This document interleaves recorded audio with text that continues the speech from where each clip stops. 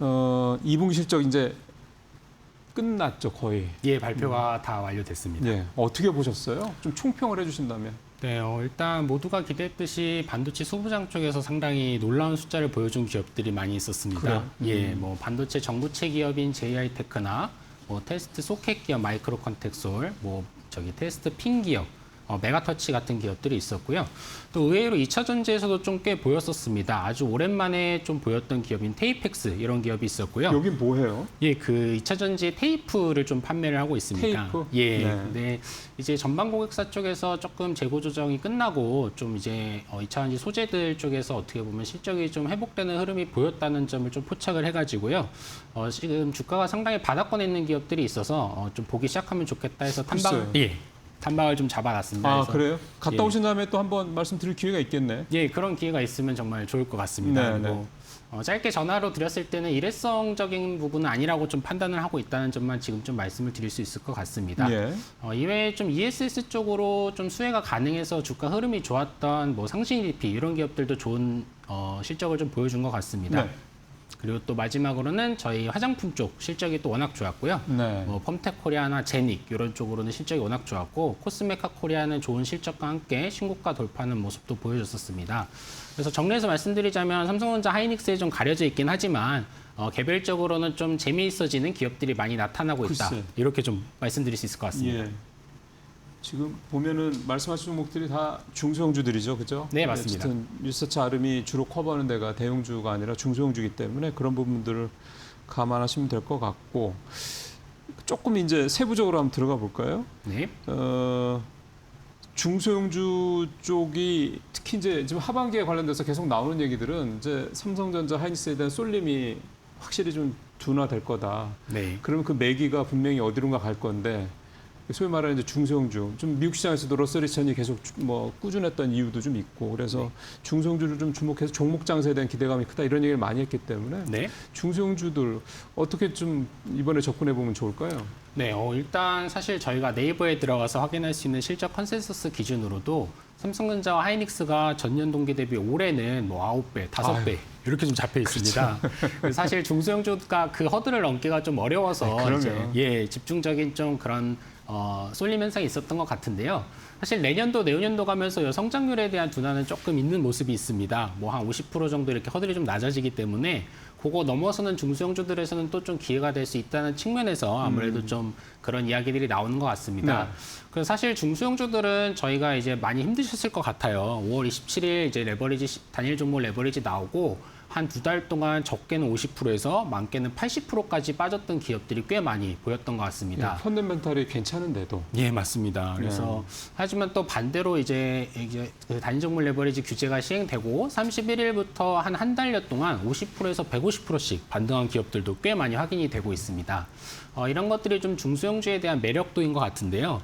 오늘도 이렇게 이 종목을 꼭 매도를 권하기보다는 저희가 평소에 이렇게 스터디를 잘 해놓으면 분명히 좋은 기회가 온다. 네, 이런 관점으로 좀 말씀을 드리고 싶고요. 그래서 중소형주는 지금 스터디를 하기에 정말 좋은 때다. 이렇게 좀 말씀을 드리고 싶습니다. 이게 참 우리가 중소형주가 걱정되는 게 투자하는데 좀 부담스러운 게 그거죠.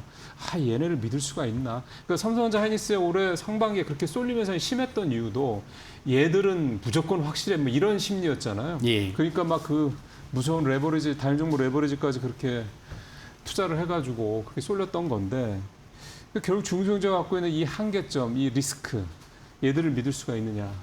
숫자조차도 뭐 등등등 이런 약간 불신에 이게 사실 우리 코스닥 시장 전체에 대한 불신과도 사실 맥을 같이 하는 거긴 한데 예. 이번에 말씀하셨던 예를 들어서 최근에 채 한 달도 안 되는 사이에 50%에서 뭐 많게는 150%요?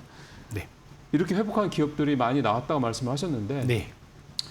그 종목들이 대략 뭐 어떤 공통점이나 네. 뭔가 이렇게 특징이나 혹시 연구원님이 좀 머릿속에 딱 잡히는 게 좀 있으시면 네. 한두 가지 좀 소개를 해주시면 어떤 이유들 때문에 그렇게 급등을 했는지. 네, 일단 가장 먼저 떠오르는 기업이 RF 머티리얼즈인 것 같습니다. 네. 예, 사실 그 모든 기업들의 공통점은 결국에는 이제 성장성, 저희 그 주가의 장기적인 수익성은 결국 실적의 성장성에 좀 기인한다고 그렇죠. 보고 있습니다. 네. 그래서 이제 공통점을 말씀드리자면 하반기에 성장에 대한 그런 기대감, 또 내년, 내후년까지 성장이 이어질 수 있다는 기대감이 그 모든 종목들의 좀 공통점이었던 것 같습니다. 네.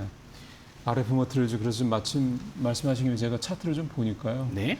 주가가 16,000원대까지 떨어졌다가 이게 45,000원대까지 올라왔으니 그러니까 진짜 150% 올랐네요. 그렇죠? 예. 그렇게 가는.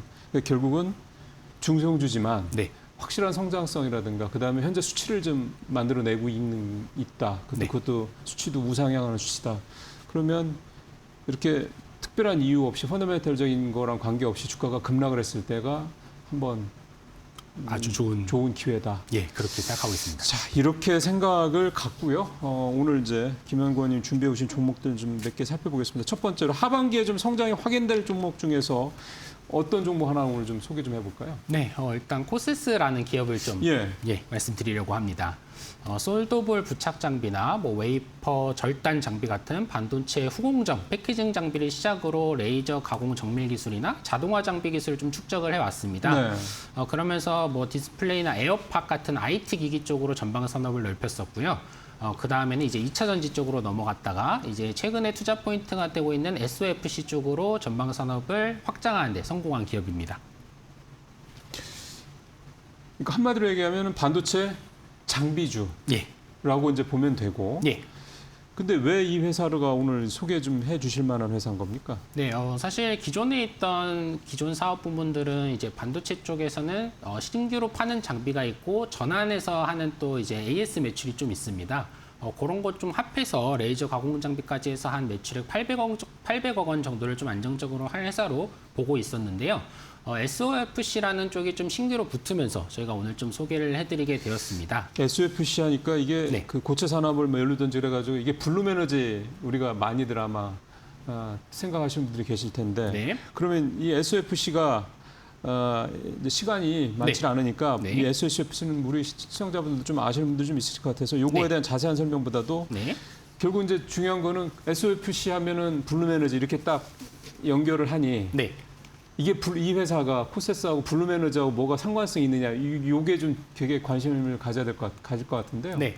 예, 그래서 블룸에너지의 이제 그 소재, 도포 장비를 좀 코세스에서 수주를 하게 되었습니다. 아, 수주를 했어요? 예, 이미 수주를 했습니다. 그래서 누적 수주액은 한 2,300억 정도로 이미 규모도 크네요. 예, 나와 있습니다.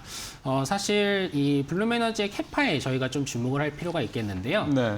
전년도 기준으로 1기가와트였고 올해가 이제 2.5기가와트.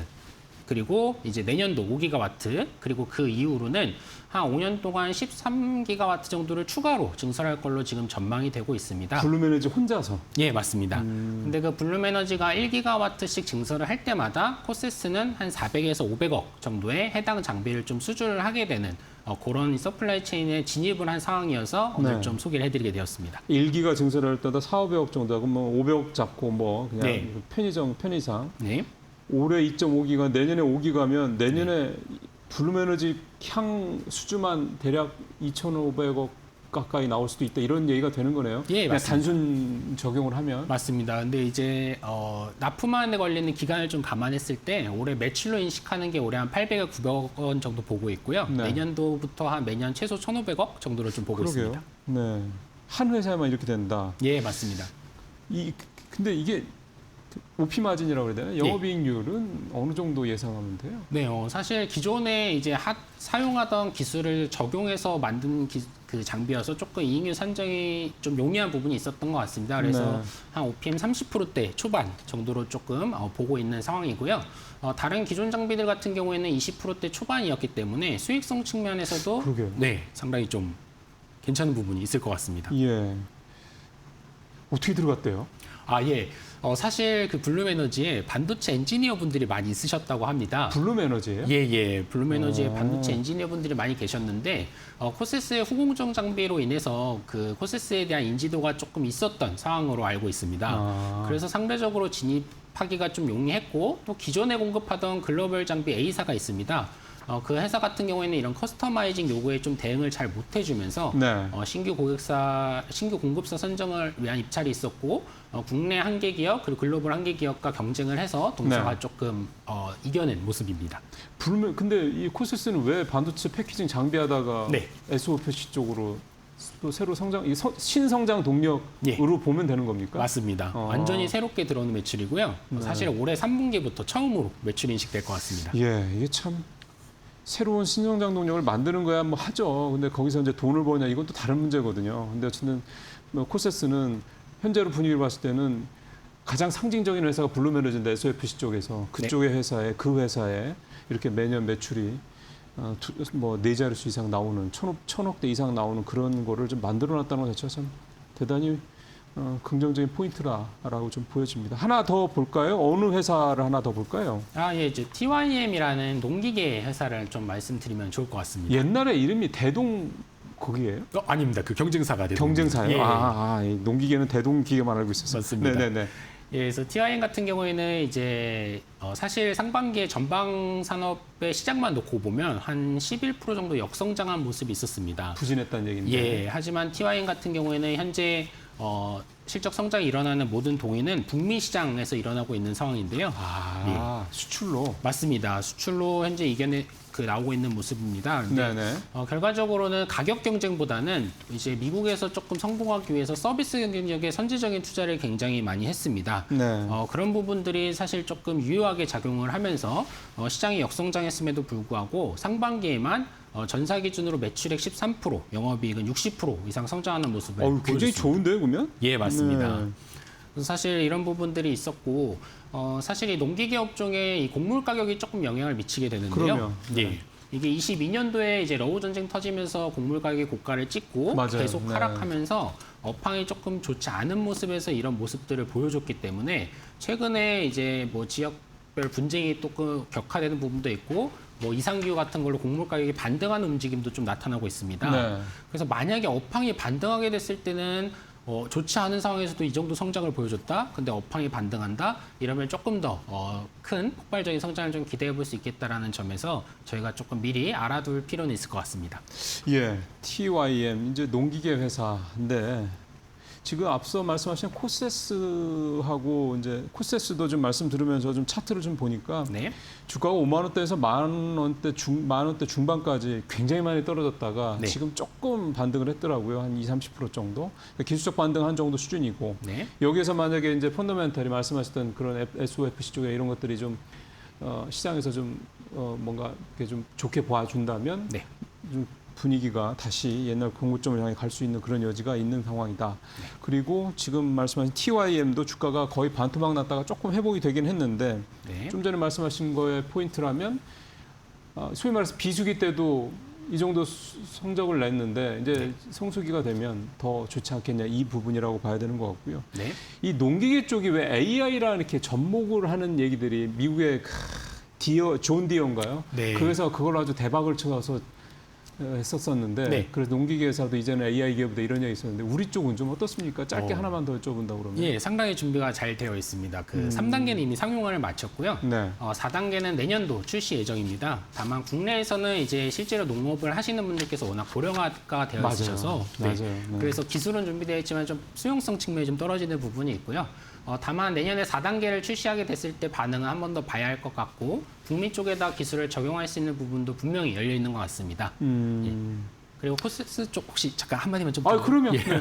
예, 코세스를 주목할 만한 시점은 블루에너지가 캐파가 상향된다는 뉴스가 혹시 생활하시다 보시게 됐을 때는 네. 코세스라는 기업 그때쯤 떠올려 보면 어떨까 이런 생각을 좀 하고 있습니다. 예, 우리가 블루메너지 관련돼서 얘기하면 뭐 서진 시스템, 비나텍 이런 얘기 많이 합니다. 뭐 아모센스, 근데 코세스도 얘기가 좀 있어. 근데 코세스가 이런 확실한 뭐가 있다라는 거 오늘 그 수주 받는 게 있다라는 거 한번 좀 확인해 보시면 될 것 같습니다. 오늘